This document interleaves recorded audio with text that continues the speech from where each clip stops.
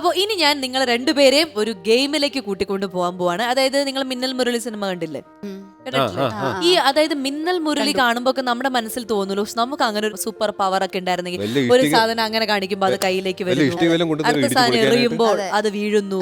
പിന്നെ നമുക്ക് കുറച്ച് മടിയുണ്ട് അല്ലെ? ഇപ്പൊ ദൂരെ ഇരിക്കുന്ന ഒരു സാധനം നമുക്ക് അവിടെ കൊണ്ടുവന്ന് ആ വേസ്റ്റ് ബോക്സിൽ ഇടാനൊക്കെ ബുദ്ധിമുട്ടുണ്ട്. അപ്പൊ നമ്മളിങ്ങനെ എറിഞ്ഞൊക്കെ അങ്ങനെയൊക്കെ ഉണ്ട്, മടിയുണ്ടല്ലോ, നല്ല മടിയുള്ള ആളല്ലേ. അപ്പൊ അങ്ങനെ ശ്യാമിനെ കാണുമ്പോൾ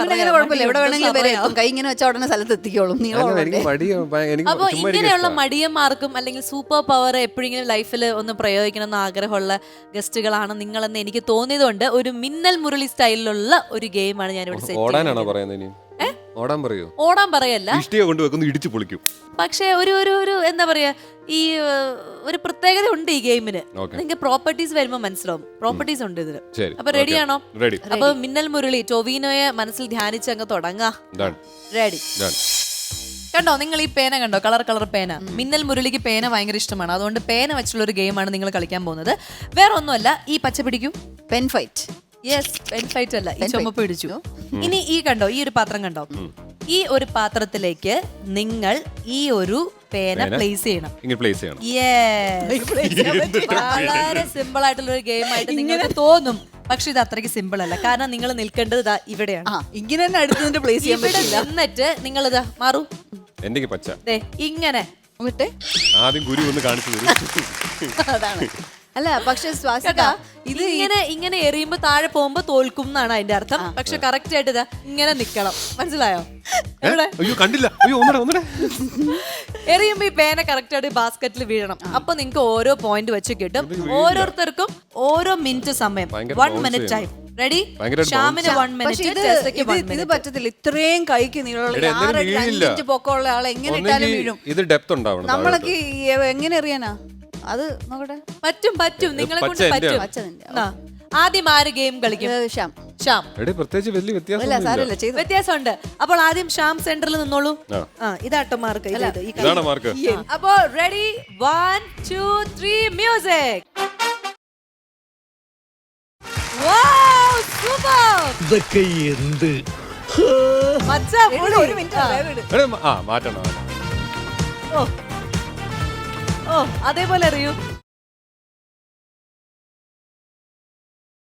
അതേപോലെ അറിയൂ, ഒന്നും കൂടി, കുറച്ചുകൂടി ഒന്ന്.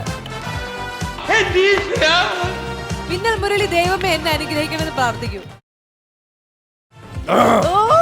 അടിപൊളി. അപ്പൊ ആദ്യം എങ്ങനെ സംഭവിച്ചു? അവിടെ ഇങ്ങോട്ട് അറിഞ്ഞോളൂ. സമയം കഴിയാറായി. വേഗം ശ്രദ്ധിച്ച് പറ്റൂ. സ്പീഡ് കുറയ്ക്കൂ സഹോദര. ഞാൻ സ്പീഡ് 5 സെക്കൻഡ് കൂടി ഉള്ളൂ ഇനി. റെഡി? Time out. ഒരെണ്ണെങ്കിലും വീഴ്ത്തി, ഇതൊന്നും വീഴ്ത്തു. അതായത് ആദ്യം എന്ത് സംഭവിച്ചു തങ്ങൾക്ക്? ആ പാട്ടിന്റെ ബാക്ക്ഗ്രൗണ്ട് സ്കോർ നമ്മൾ അത്രേ കേൾക്കുള്ളൂ. അപ്പൊ അത് കേൾക്കാൻ അതിന്റെ ഒരു ആവേശം. ശ്യാം ഒരു കാര്യം ചെയ്യണം. ഇനി ശ്യാമിന്റെ പണി എന്താന്ന് വെച്ച് കഴിഞ്ഞാൽ, ഇപ്പൊ പരിപാടി കഴിഞ്ഞില്ലേ, അവിടെ പോയിരിക്കുക, പിറക്കി ഇങ്ങി തരിക.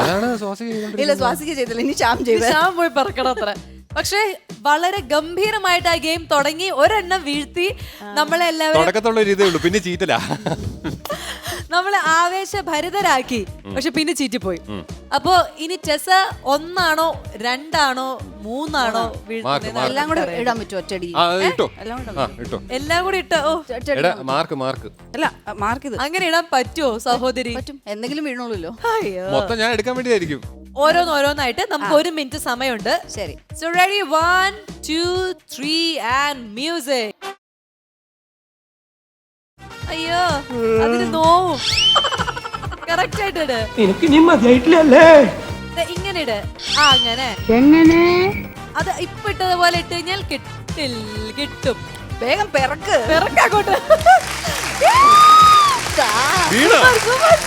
അതൊന്നും അവിടെ വെക്കത്. നമുക്ക്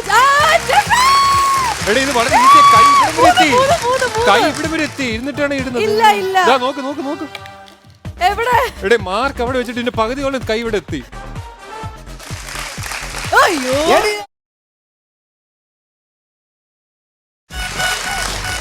സമയം കഴിഞ്ഞു.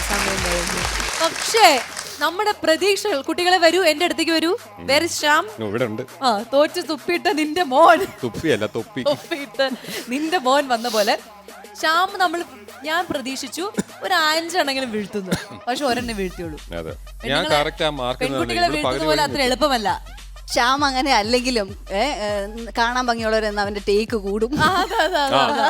പക്ഷെ നമ്മുടെ പ്രതീക്ഷകളൊക്കെ ആകെ തട്ടിമറിച്ച് 1 2 3 4 പെൻ കറക്റ്റ് ആയിട്ട് ഇതില് വീഴ്ത്തിയിരിക്കുകയാണ്. ടെസ നമ്മുടെ റെഡ് കാർപ്പറ്റിൽ പറയുന്ന പോലെ പെൺ വിജയമാണ് ഇവിടെ സംഭവിച്ചിരിക്കുന്നത്. അങ്ങനെ ഈ ഗെയിമിൽ അതിഗംഭീരമായിട്ട് ജയിച്ചിരിക്കുന്നത് ടെസയാണ്. So congratulation. ആൻഡ് അതിഗംഭീരമായിട്ട് തോറ്റിരിക്കുന്നത് ശ്യാമാണ്. So congratulation. തോൽവിയാണടാ വിജയത്തിന്റെ മുന്നോടി. അതെ, പക്ഷെ ശ്യാമിന് ഒരു ടാസ്ക് ഉണ്ട് ആൻഡ് ടെസയ്ക്ക് ഒരു സമ്മാനമുണ്ട്. അത് ഞാൻ ടെസയുടെ സമ്മാനം എടുത്തിട്ട് വരാം. ഓക്കെ, അത് കഴിഞ്ഞ് ശ്യാമിന്റെ ടാസ്ക്.